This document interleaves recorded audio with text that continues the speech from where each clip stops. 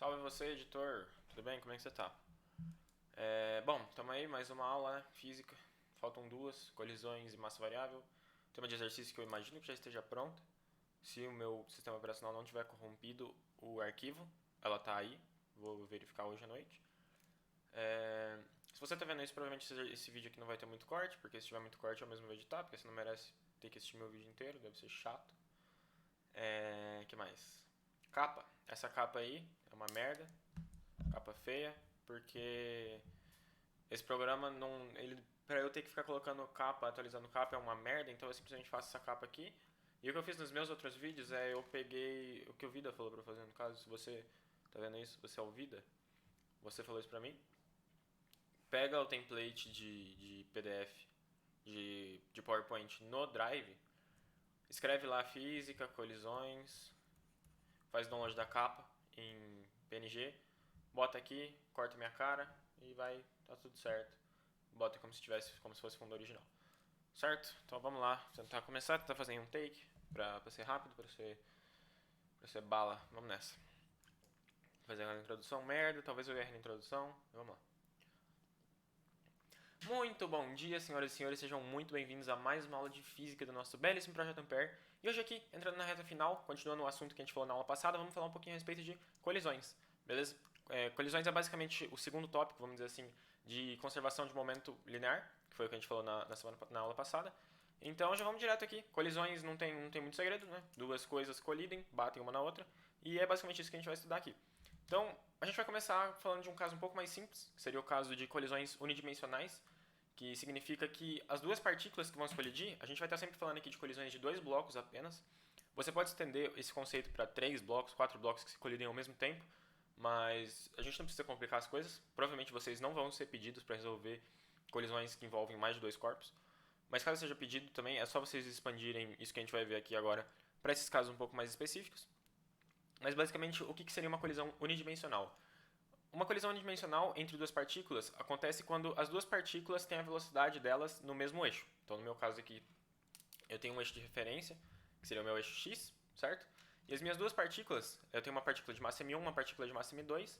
As duas têm velocidade apenas no eixo x, certo? A velocidade delas tem um componente apenas em x, tanto antes da colisão como depois da colisão.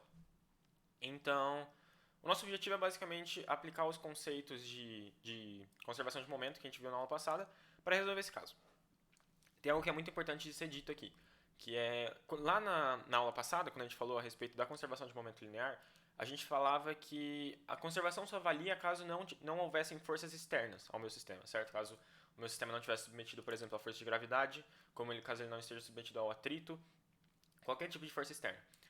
Para colisões, como as colisões elas tendem a ser eventos que acontecem de uma forma muito rápida, então você tem o seu bloco aqui, o seu outro bloco aqui, eles vão se encontrar por um intervalo muito pequeno de tempo, a gente considera que esse intervalo é tão pequeno que essa força externa, caso ela exista, não tem tempo de atuar, certo? Então pensa, por exemplo, você tem a gravidade puxando dois corpos e os corpos colidem. Durante a colisão, imediatamente antes e imediatamente após a colisão, o tempo que passou é tão pequeno que a força externa praticamente não teve tempo de mudar o momento do seu sistema. Então, nesse caso de colisões, quando a gente estiver falando especificamente de colisões, a gente pode dizer que há sim conservação de momento das nossas partículas, mesmo que haja força externa, mesmo que haja atuação de força externa. Mas isso só vale para o intervalo imediatamente antes e imediatamente após a colisão. Então, a minha velocidade, eu tenho dois corpos aqui, com cada um com, eu tenho um momento total do meu sistema de dois corpos. Imediatamente antes da colisão, esse momento vai ter um valor. Vai colidir, assim que terminar a colisão, esse valor vai ser exatamente o mesmo, porque as minhas forças externas não tiveram tempo suficiente para mudar esse valor. Depois, quando o tempo progredir, aí pode mudar. Aí, então, sei lá, se eu tiver força de atrito, por exemplo, o meu momento vai tender a zero, porque eu vou ter forças dissipativas que vão acabar com a minha velocidade. Então, basicamente isso. Espero que tenha ficado claro. Então, por mais que talvez a gente possa ter atração de gravidade aqui, externo, tá? Não entre os corpos são forças internas, porque seria um bloco atraindo o outro por gravidade, isso não conta. Mas a atuação de forças externas não vai ser um problema pra gente, porque a gente vai estar sempre falando em imediatamente antes e imediatamente após a colisão. Então, nesse intervalo de tempo muito pequeno, não dá tempo suficiente para essa força externa realizar uma mudança significativa no nosso momento. Tudo bem, dito isso, isso é importante porque senão pode acabar sendo, mas você falou que só tinha conservação caso não tivesse força externa. Nesse caso, vai ter conservação entre a colisão, mesmo podendo haver uma força externa. Beleza? Então, bom, a gente sabe da aula passada que a conservação de momento fala basicamente que o nosso momento total do sistema em um certo intervalo de tempo tem que ser igual ao momento total do sistema em um outro intervalo de tempo, certo? Então, se a gente considerar aqui o intervalo da colisão, aqui no caso eu estou considerando que a minha velocidade 1 inicial é maior do que a minha velocidade 2 inicial, certo? Porque como o meu bloco 2 está na frente do 1, o meu 1 precisa alcançar o bloco 2 para bater, então ele precisa estar se movendo mais rápido. Todos os blocos aqui têm velocidade no sentido x positivo, então o que eu vou ter? O que seria o momento inicial do meu sistema? O meu momento inicial seria o momento dessas duas partículas aqui, certo? Das minhas duas partículas antes da colisão. O que seria esse momento, então? Esse momento aqui seria dado por... Então, esse aqui vai me dar o meu momento da massa m1, que seria a massa 1, vezes a velocidade de 1 no início, certo? Mais v1i, mais a minha massa 2, vezes a minha velocidade 2 inicial, que seria o meu momento inicial do bloco 2. Certo? Isso aqui tem que ser igual ao meu momento final. O meu momento final vai ser dado por o meu momento do bloco M1 mais o momento do bloco M2.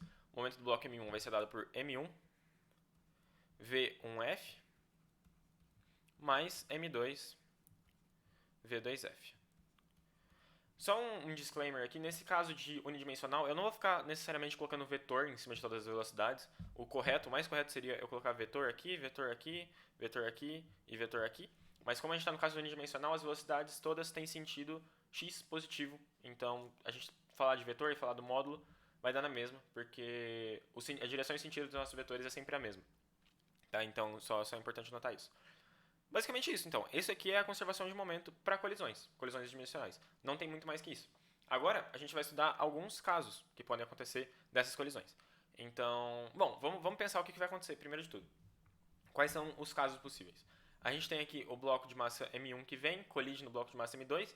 Se o bloco de massa M2, por exemplo, estiver parado, o que a gente vai esperar? A gente vai esperar que o de massa M1 transfira parte do momento dele para o bloco 2, o bloco 2 comece a andar e o bloco 1 comece a andar junto com ele, certo? Talvez não necessariamente colado, mas ele vai bater e o bloco 2 vai ganhar uma certa velocidade e o bloco 1 também vai ganhar uma certa velocidade e eles vão ficar um indo atrás do outro infinitamente. Podem estar grudados ou não, certo?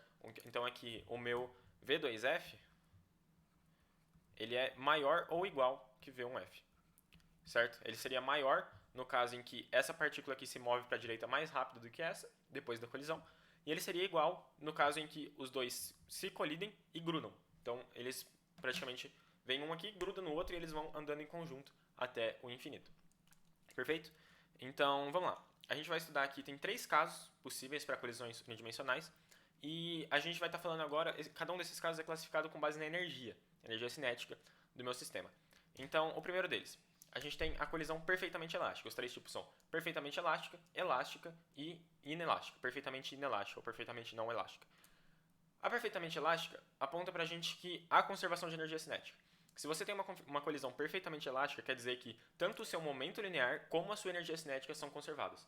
Lembra da aula anterior que a energia cinética não precisa ser conservada. A gente tinha lá que a nossa energia cinética ela era dada pela energia cinética do centro de massa mais uma energia cinética relativa. Essa energia cinética relativa pode mudar entre antes e depois da colisão. A do centro de massa não muda.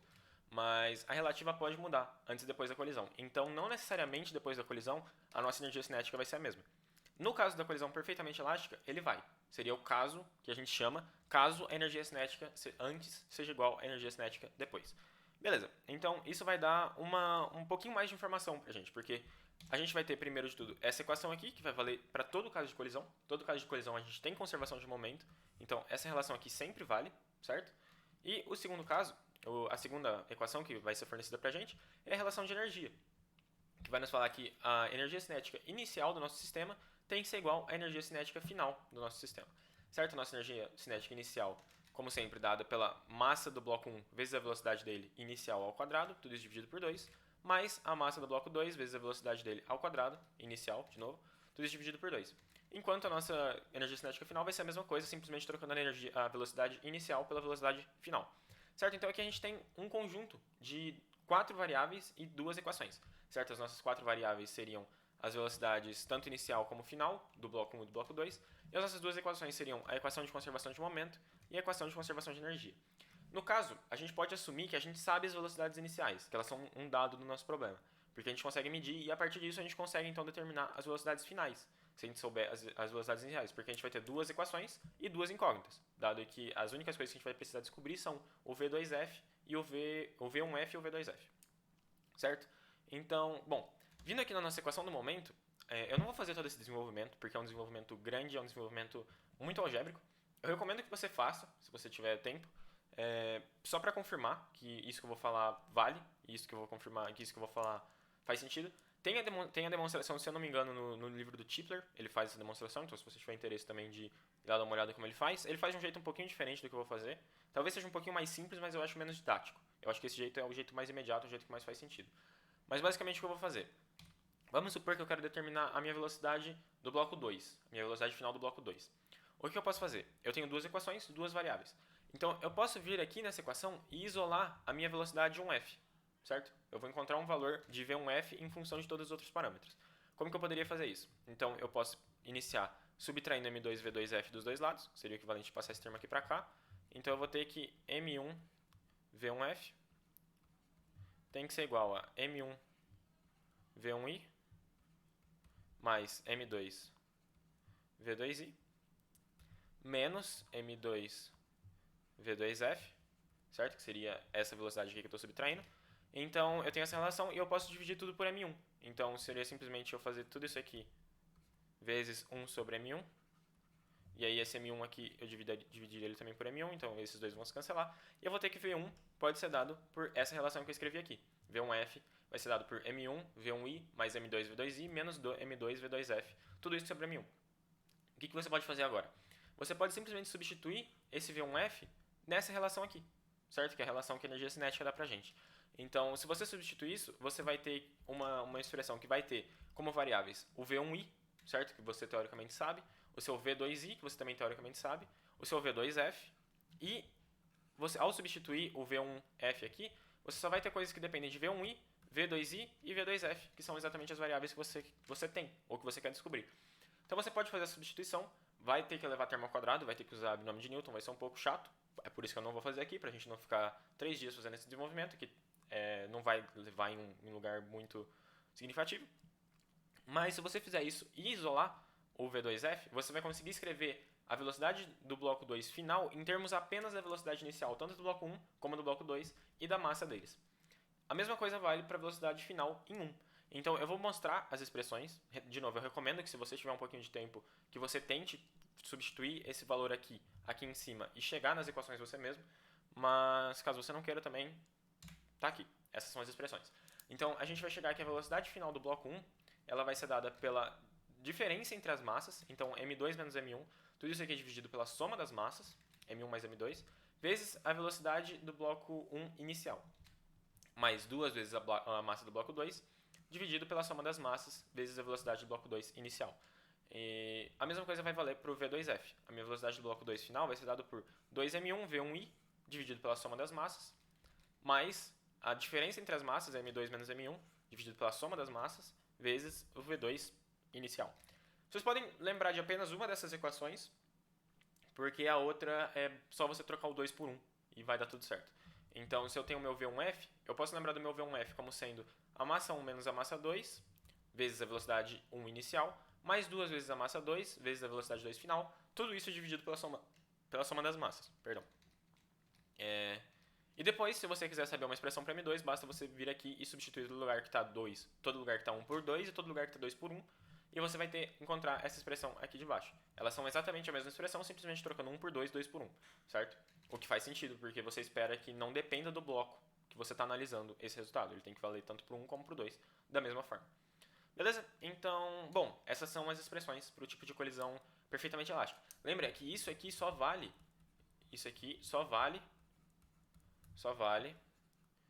para colisões perfeitamente elásticas. Colisões perfeitamente, vou escrever abreviado aqui, perfeitamente elásticas. Porque a gente usa exatamente o fato da conservação de energia para conseguir chegar nessa relação aqui. Nossa, ficou muito feia a minha letra, mas espero que tenha dado para entender o que quis dizer. Então, se o problema não te falar que a colisão é perfeitamente elástica, você não pode usar essa relação, certo? Ele vai ter que te dar alguma outra informação que permita você chegar em uma expressão para as velocidades finais. Então, dito isso, eu acho que isso cobre basicamente todas as nuances da colisão perfeitamente elástica. E a gente pode então partir para o segundo caso, que seria o outro extremo. Nesse caso aqui, a gente tem conservação total da energia cinética. E o outro extremo seria a colisão perfeitamente inelástica, ou perfeitamente não elástica, ou completamente não elástica. Qualquer sinônimo disso vale, qualquer sinônimo disso é um nome válido. E esse aqui é o tipo de colisão que vai ter maior perda de energia cinética. Então, aqui a gente tem conservação integral de energia cinética e aqui a gente vai ter maior perda. Não significa que a energia cinética depois da colisão é zero, tá? Os blocos vão continuar tendo velocidade. Só é que a gente vai ter a maior perda de energia cinética do nosso sistema. E qual seria esse caso? Esse aqui seria exatamente o caso. Lembra que eu falei aqui atrás que o meu V2F tem que ser maior ou igual que o V1F? Esse caso da colisão perfeitamente inelástica é o caso em que a velocidade é igual. É o caso em que os dois blocos vêm e grudam um no outro e começam a andar em conjunto depois da colisão. Então, ele é dado aqui por essa relação, que a minha velocidade 1 final é igual à velocidade 2 final, que é igual a uma velocidade do centro de massa aqui, que é só outra variável que eu chamei, para não ter que ficar referenciando como ME, como velocidade 1 ou velocidade 2. A gente simplesmente fala velocidade do centro de massa. Então, substituindo isso na relação de momento que a gente encontrou lá atrás, a gente tem que a massa 1 vezes a velocidade inicial mais a massa 2 vezes a velocidade inicial 2 tem que ser igual à soma das massas vezes a velocidade do centro de massa, certo? Porque esse aqui seria a mesma coisa que M1 VCM mais M2 VCM. Você simplesmente coloca o VCM em evidência, passa o M1 sobre M1 mais M2, então você vai chegar nessa relação aqui, que massa 1 vezes a velocidade inicial em 1, mais a massa 2 vezes a velocidade inicial em 2, tem que ser igual à soma das massas vezes o VCM. Então, de novo, se você sabe as velocidades iniciais, você sabe agora que o seu VCM, que seria a sua velocidade final tanto do bloco 1 como do bloco 2, vai ser dado por 1 sobre a soma das massas, M1 mais M2, tudo isso aqui que multiplica M1 V1i mais M2 V2i, V2i, e tá aí a expressão para a sua velocidade final. No caso, a gente não precisa se preocupar com velocidade final 1 e velocidade final 2, porque é a mesma, certo? Os blocos simplesmente grudam. Por que faz sentido a gente ter que a colisão perfeitamente inelástica tenha maior perda de energia? Porque você pensa que quando dois blocos grudam, você precisa ter uma interação entre as partículas desses blocos, certo? Elas precisam dar uma forma de grudar, elas precisam ter uma forma de, como é que eu posso dizer, de se juntar. Elas precisam fisicamente entrar em contato e manter esse contato por infinito, certo? Enquanto o bloco continua se propagando. E isso causa perda de energia. Tanto energia térmica, porque você vai ter que bater e você vai aquecer a região, como por causa de você ter que grudar as partículas, você ter que criar ali uma rede que vai manter essas partículas grudadas. Então, é por isso que esse caso, seria o segundo extremo, tem a maior perda de energia, certo? Então, falados desses dois, a gente pode falar agora de todos os casos entre os extremos, todos os casos intermediários, que seriam a colisão parcialmente elástica, ou colisão elástica, eu não sei se é um termo válido, colisão elástica, porque eu acho que elástica pode ser confundido com perfeitamente elástica. Então, parcialmente elástica eu acho que é um termo mais satisfatório. Ele é basicamente um meio termo entre os casos anteriores. Ele não tem uma expressão fixa para você determinar a velocidade, dado que depende de quanto de energia cinética você vai ter, certo? Você pode ter, sei lá, você pode conservar 90% da sua energia cinética, por exemplo. Você pode conservar 80%, você pode conservar 50%, ou você pode chegar no caso mínimo, que seria onde você não tem conservação, ou no caso máximo, onde você tem conservação integral, certo? Então, a gente não tem uma fórmula pronta, justamente porque a gente não sabe quanto de energia é conservada. Então, se o enunciado te der um dado, tipo, por exemplo, 80% da energia cinética final, 80% da energia cinética inicial é conservada. Isso já vai te dar informação suficiente para você encontrar as equações que você precisa. Basta, de novo, você isolar. Aqui, então, no caso agora eu teria, no caso de 80%, por exemplo, eu teria que minha energia cinética final vai ser 80%, então 0,8, certo? Que seria o meu 80 sobre 100. 0,8 vezes a energia cinética inicial. Você pode simplesmente substituir, então isso aqui me daria aqui M1V1F ao quadrado sobre 2 mais M2 V2F ao quadrado sobre 2. Isso aqui tem que ser igual a 0,8. Eu vou colocar só KI aqui porque não vai ter espaço para escrever. Mas aí você simplesmente substitui, assim como eu fiz, isola uma das variáveis lá na equação do momento, substitui aqui, faz o desenvolvimento e você vai encontrar as relações de velocidade para o seu caso específico, certo? Esse caso vai ter que ser dado pelo enunciado. Então, bom, é basicamente isso. Não tem não tem nada pronto. A gente não consegue encontrar uma fórmula pronta, justamente porque isso depende da quantidade de energia que é conservada. Mas, esses casos de colisão, eles têm um parâmetro que permite para a gente dizer em quão conservada é a nossa energia, que seria o coeficiente de restituição, como ele é chamado. E ele mede basicamente a elasticidade de uma colisão. E a gente vai definir ele como sendo a razão entre a velocidade de separação dos blocos e a velocidade de aproximação dos blocos. Então, vamos testar os casos extremos. Os casos extremos seriam em que a minha velocidade de separação é zero, na perfeitamente não elástica, e no caso da colisão perfeitamente elástica, a velocidade de separação e de aproximação são exatamente a mesma. Você pode substituir essas relações aqui, ó, se eu fizer aqui o meu V1F menos o meu V2F, substituir esses valores aqui e desenvolver, vocês vão ver que isso aqui vai dar exatamente igual a V2I menos V1I. Certo? Tentem fazer esse desenvolvimento aqui, vocês vão ver que vai dar exatamente isso.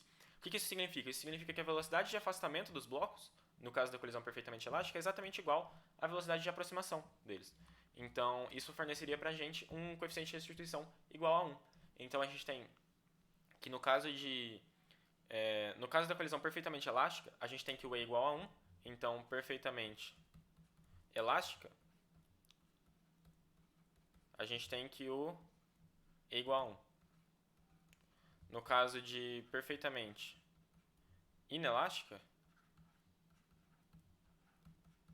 como os blocos grudam, então a velocidade de separação deles é zero, certo? Porque eles estão grudados um no outro. Então, o meu E seria zero. E todo outro caso, para qualquer outro caso, eu vou ter que o meu E está entre 0 e 1, certo? E essa aqui é uma informação que vai te permitir também encontrar a relação de velocidades entre os blocos. Porque se você sabe, por exemplo, que o seu E vale 0,9, por exemplo, então eu vou ter que 0,9 vezes V1i menos V2i tem que ser igual a V2f menos V1f. Você pode simplesmente isolar, então, por exemplo, sei lá, 0,9 V1i é igual a V2f menos V1f mais 0,9 V2i. Desenvolve isso aqui, você junta isso aqui com a equação do momento de conservação de momento que você tira lá do começo, e você vai ter então as suas equações para as velocidades finais depois da colisão. Certo? Então, bom, amigo editor, eu vou precisar de um corte aqui. Estou em 22:33, vou anotar esse número. Tem bagulho ainda. Eu achei que não tivesse, eu achei que eu tivesse terminado. Falta falar de colisão multidimensional. Então, perdão, faz esse corte pra nós aí, por favor, por favor. Eu acho que vai ser o único que eu vou pedir. 22:30. Deixa eu só anotar isso. 22:30. Tá, só pra eu não esquecer. Faz essa boa aí pra gente. Corta até assim que eu voltar a falar, por favor. Acho que vai ser o único corte que eu vou pedir. Muito obrigado, você é um anjo. Tá, Bom, então isso cobre basicamente todos os casos de colisão unidimensional que a gente pode pensar, que seriam, por exemplo, esses 3 casos de colisão perfeitamente elástica, perfeitamente inelástica, ou qualquer caso entre eles, que seria dado, a informação necessária para qualquer caso entre eles seria dado através do coeficiente de restituição. Então, a partir disso, vocês conseguem montar as equações de movimento para qualquer sistema que o exercício te der. Se ele te der a velocidade inicial, a velocidade final, se ele te der a velocidade inicial e a massa dos blocos, já é suficiente, e o tipo de colisão, obviamente, porque isso precisa ser dado, você já consegue encontrar as relações para as velocidades finais, que geralmente é o que é pedido nesse tipo de exercício. Então, basta, no caso da colisão perfeitamente elástica, você aplicar essa fórmula. No caso, eu recomendo que você tenha deduzido ela, pelo menos em algum momento da sua vida, para você ter certeza que ela é verdade. A perfeitamente inelástica, você substitui essa fórmula da velocidade do centro de massa, e qualquer caso, entre eles, você usa o coeficiente de restituição e a conservação de momento, e a sua vida vai estar resolvida, você vai ter encontrado a relação para as velocidades do seu problema. Então, é basicamente isso cobre todos os casos de colisões unidimensionais que podem existir, certo? Então, sempre você vai ser pedido algo que está mais ou menos nesse caminho. Alguns exercícios vão misturar isso com energia também, mas isso a gente vai discutir em mais detalhe na aula de exercícios. Eu separei um exercício que fala disso, que mexe tanto com conservação de momento, como colisão, como energia. Então é um exercício bem legal, se vocês quiserem dar uma olhada eu recomendo. Então, basicamente isso cobre toda a parte de colisão unidimensional. E agora a gente vai para o caso de multidimensional, que não é tão complicado quanto parece. Ele é simplesmente a mesma coisa.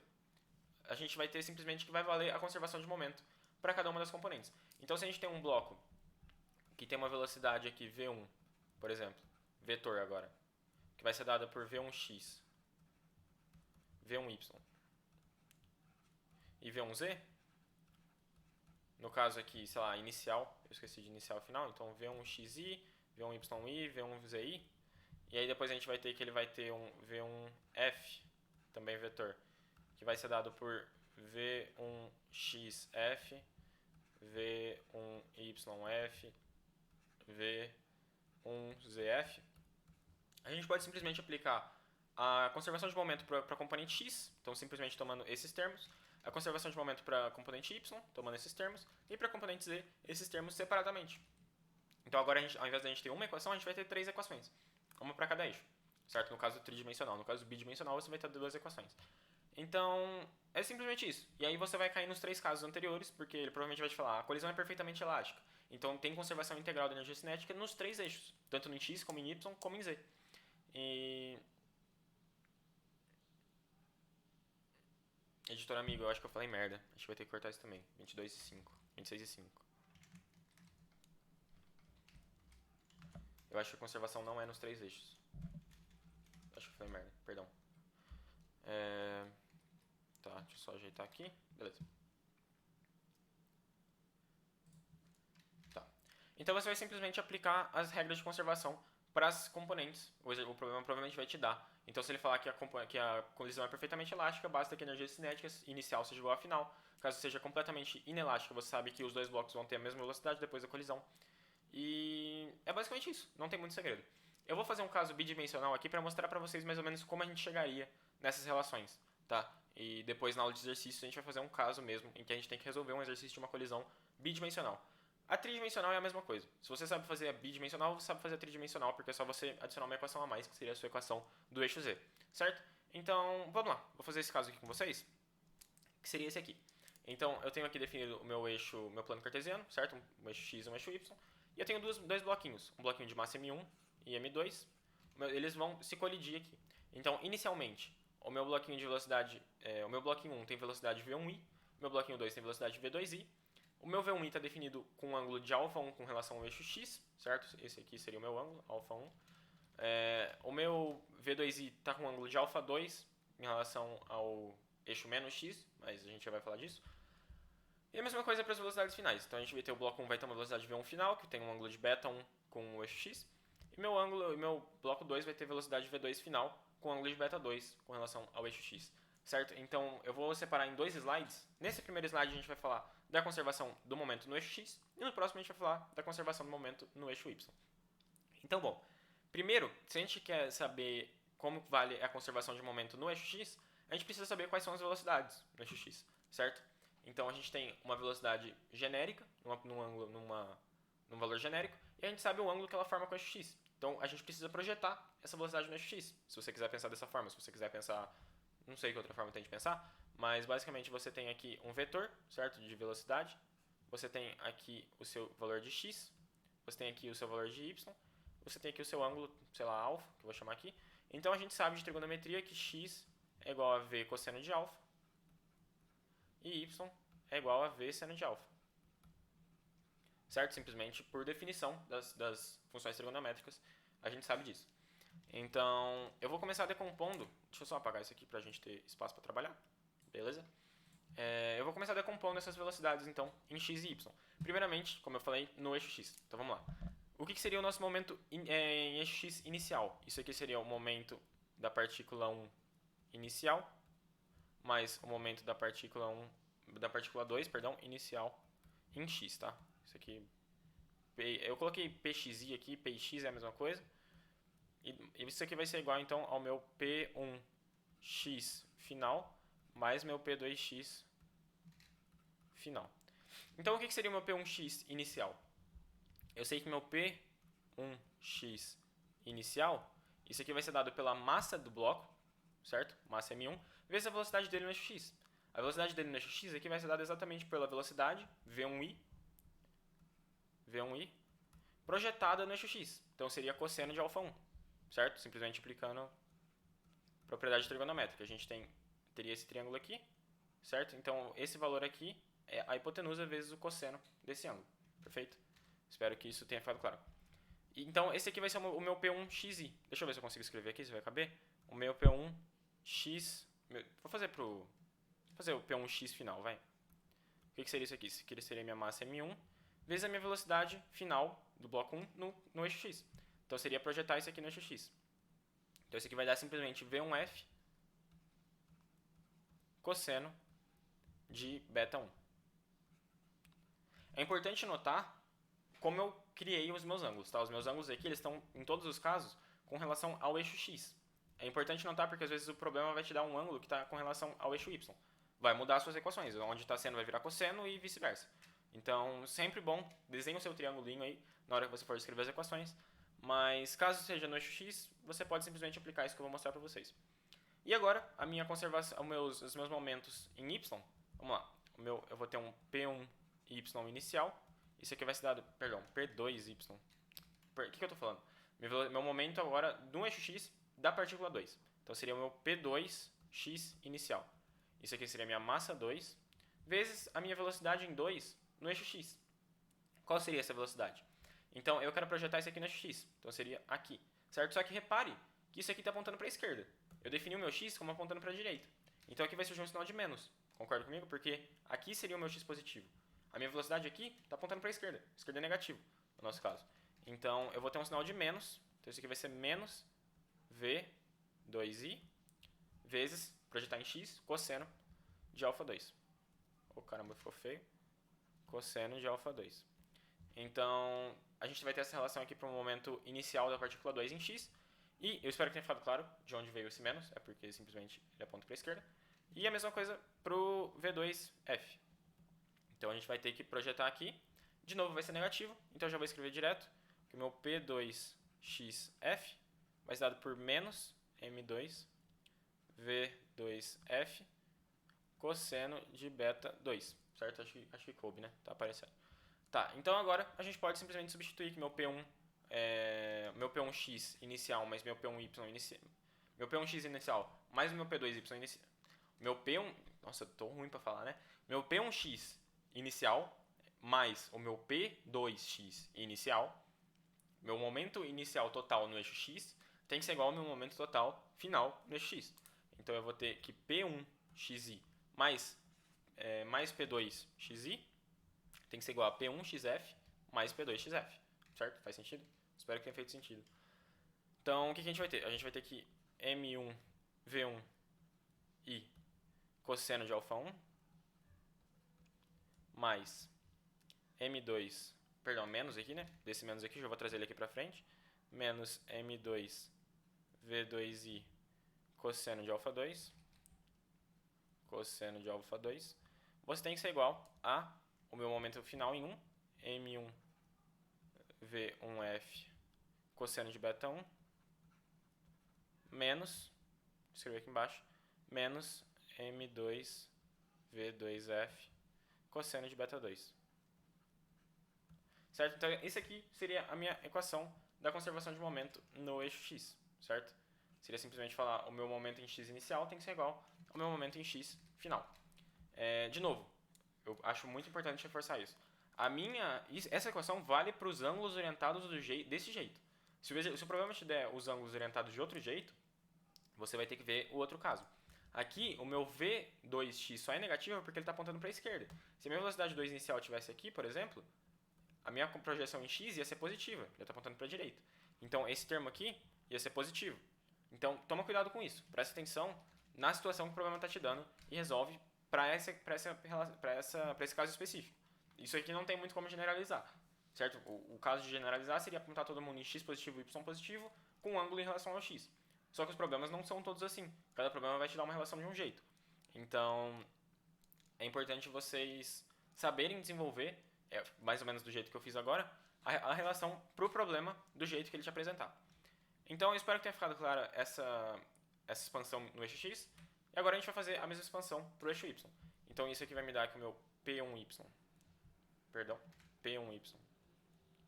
inicial mais P2y inicial tem que ser igual a P1y final mais P2y final.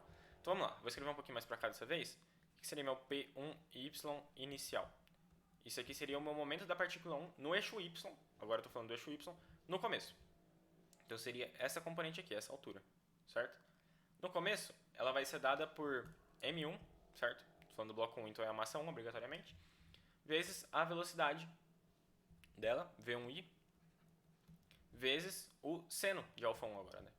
Porque eu estou pegando a componente em y, então seno de alfa 1. O meu P1y final vai ser dado por m1 v1i, m1 v1f, certo? Velocidade final, aqui. Então, agora eu estou vendo, de novo, o meu y aponta para baixo, certo? Ele está descendo. O meu y é orientado para cima. Nesse caso, ele está descendo. Então, meu y é negativo. Então, aqui eu vou ter menos isso, certo? Porque ele vai ser negativo, vezes o seno de beta 1. Perfeito? Mesma coisa agora para o bloco 2. Meu P2y inicial vai ser M2 V2 inicial. Essa aqui. Componente em y. Aponta para baixo. Vai ser negativo. Menos seno de alfa 2. E meu P2y final vai ser dado por M2 V2f. Agora, o meu y é positivo. Aponta para cima. Então, isso aqui vai ser positivo seno de beta 2. Certo? Então, por fim, a gente tem a nossa relação para o momento no eixo y. Que a gente tem que o momento inicial em y tem que ser igual ao momento final em y. Então, isso aqui vai dar pra gente que m1 v1i seno de alfa 1 menos, né? Menos, que seria esse termo aqui, ele é menos por causa desse menos. m2 v2i seno de alfa 2 tem que ser igual ao menos m1 v1f seno de beta 1 seno de beta 1 mais, agora positivo, m2 v2f, é esse termo aqui, né? Seno de beta 2. Perfeito? Então, bom, é basicamente isso. Isso vai me dar duas equações. Eu vou ter agora duas equações de momento. Perdão. Eu vou ter duas equações, certo? Que seria a minha equação de x aqui e a minha equação de y aqui. E agora eu tenho 4 variáveis. Eu preciso tanto das velocidades como dos ângulos. Eu não sei esses ângulos finais a princípio. Isso é assumindo que o problema me deu as velocidades iniciais e os ângulos iniciais. E as massas, obviamente. Então é basicamente isso. Basta você agora fazer esse desenvolvimento do jeito que eu fiz e você vai chegar no sistema de equações que você precisa para encontrar as velocidades. Certo? Então aqui eu posso isolar, por exemplo, o parâmetro que eu quiser descobrir, substituir na outra equação, desenvolver, eu vou chegar em algum resultado que faz sentido. De novo, se você não está muito confiante, se você não sabe muito bem como fazer isso, dá uma olhada na nossa aula de exercício que a gente resolve um exercício desse jeito aqui, e de colisão multidimensional, um exercício até bem complicado, eu diria, um pouquinho complexo, então vale a pena dar uma conferida. Beleza? No mais, eu espero que tenha ficado claro, é basicamente isso de colisão, você só precisa saber que o momento inicial é igual ao momento final em todo caso, tanto em colisão unidimensional como multidimensional, e esses casos de colisão. Seria ou perfeitamente elástica, parcialmente elástica ou perfeitamente inelástica, certo? Aí você sabe cada caso, você sabe desenvolver e encontrar as equações que você quer encontrar para cada caso. Perfeito? No mais, eu acho que é isso. Isso vai concluir então a nossa segunda parte da aula de momento. E vai faltar então só a gente falar de massa variável, que é um tema um pouquinho mais complicado, um pouquinho mais chato. E eu espero conseguir esclarecer para vocês na próxima aula. Perfeito? No mais, eu fico por aqui. Muito obrigado por ter assistido até agora. Obrigado pela atenção. Espero ter ajudado de alguma forma. Como sempre, estamos aí. Qualquer dúvida, só procurar a gente. E muito obrigado. Valeu.